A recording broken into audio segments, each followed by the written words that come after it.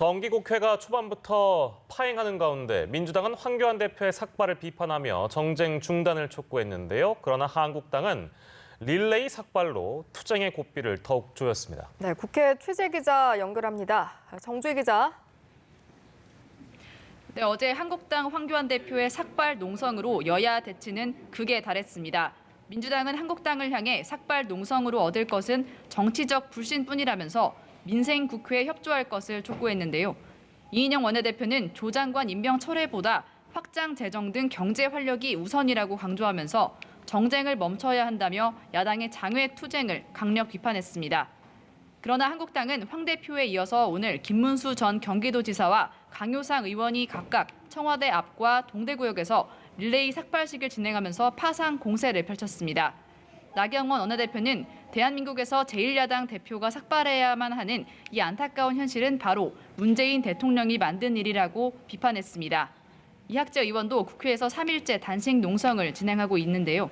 한국당은 오늘 저녁 광화문 촛불 집회도 계획하는 등 가열찬 투쟁을 이어간다는 방침입니다. 바른미래당 오신환 원내대표는 청와대와 민주당이 조국 지키기에 올인한다면 전국은 수습이 힘든 극한 대립으로 갈 것이라고 말했는데요. 여야가 조 장관의 정기국회 출석을 놓고 충돌하면서 교섭단체 대표 연설과 대정부 질문 등 일정 협상은 여전히 난항을 겪고 있습니다.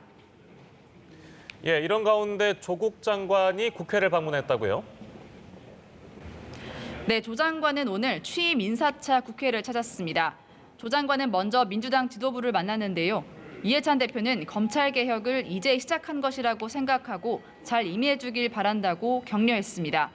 이에 조 장관은 여러모로 많은 심려를 끼쳐 죄송하다면서 법무 검찰개혁에 최선을 다하겠다고 답했습니다. 오후에는 심상정 대표 등 정의당 지도부를 만나서 사법개혁 의지를 재확인했습니다. 그러나 조 장관 임명에 반발하고 있는 한국당과 바른미래당은 만날 생각이 전혀 없다면서 조 장관의 방문을 거부했습니다. 네, 한편 국내에서 처음으로 아프리카 돼지열병이 발생을 했는데 이와 관련한 정치권의 대응은 어떻습니까?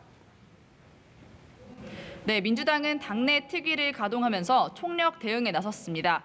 이해찬 대표는 가장 중요한 것은 48시간 이내 신속히 초동 대응을 해서 전국 확산을 반드시 막아야 한다고 강조했습니다. 그러면서 이번 사태로 농가와 자영업자에게 피해가 없도록 적극적인 당 차원의 대책을 마련하겠다고 밝혔습니다. 한국당은 그동안 정부의 방역 활동이 제대로 된 것인지 의심하지 않을 수 없다면서 확산 방지에 총력을 기울일 것을 당부했는데요. 이만희 원내대변인은 철저한 조사 없이 또 북한 타령만 할 가능성이 높다면서 현 수준에서 방역 활동이 확산 방지에 충분한 것인지 다시 한번 점검해야 한다고 강조했습니다. 지금까지 국회에서 연합뉴스TV 정주희입니다.